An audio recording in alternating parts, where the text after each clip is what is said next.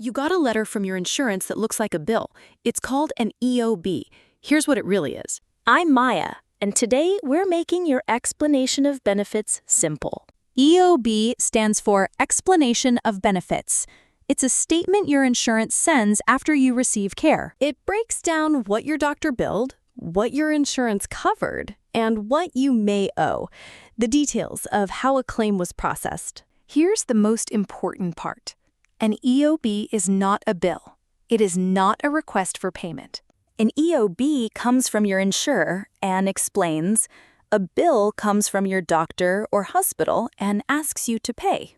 An EOB usually lists the date of service, the service you got, what the provider charged, what insurance paid, and your estimated share. Your EOB may show an amount you might owe, but you don't pay the EOB. You pay the bill your provider sends later. When the real bill arrives, compare it to your EOB. The amounts should generally... This is also how you catch mistakes. If a bill doesn't match your EOB or a claim was denied, you can question it. EOBs often include codes or short reasons, like why something was or wasn't covered. If something's denied, that's your starting point.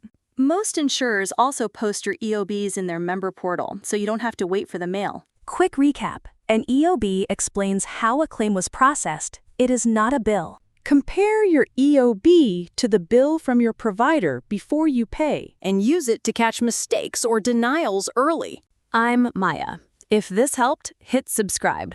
Let's make insurance simple.